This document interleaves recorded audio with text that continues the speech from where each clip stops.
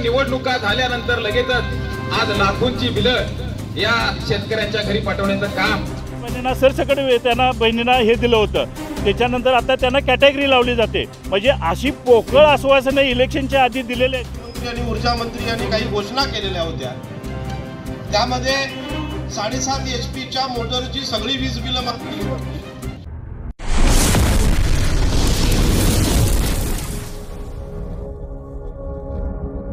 शिवसेना बाळासाहेब ठाकरे पक्षाच्या वतीने मोटर बिलाची केली होळी।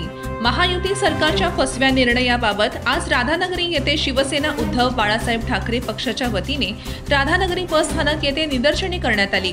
मोटर बिलांची होळी करत शिवसैनिकांनी राधानगरी बस स्थानक दणाणून सोडला।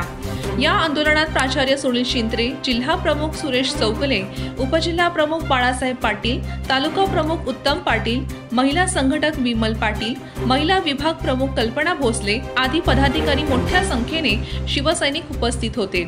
न्यूजशाहीसाठी कार्यकारी संपादक स्वप्नील कांबळे। या महायुती सरकारनं ज्यावेळी इलेक्शन चालू होतं त्यावेळी वेगवेगळ्या घोषणाच्या मोठ्या वल्गना केल्या होत्या। त्याच वल्गनेचा फायद्यामध्ये काय सांगितलं होतं की 7.5 HPच्या मोटर पंपांना विद्युत पंपांना शेतकऱ्यांच्या वीज बिल माफ करणार। तसेच अनेक आता लाडक्या बहिणींचा एक सुद्धा विषय एक आहे, ज्या लाडक्या बहिणींना सरसकट त्यांना बहिणींना हे दिलं होतं, त्याच्यानंतर आता त्यांना कॅटेगरी लावली जाते। म्हणजे अशी पोकळ आश्वासनं इलेक्शनच्या आधी दिलेले आहेत आणि इलेक्शन झाल्यानंतर त्याला काटजाग करायचा हा प्रयत्न केला आहे। दुसरी गोष्ट, शेतकऱ्यांना आपल्या शेतकऱ्यांनी 10 HPची मान्यता घेतलेली आहे, पण त्यांचं 7.5 HP ऑलरेडी मोटर बसलेले आहे, पण त्यांना 10 HPची बिलं येतात।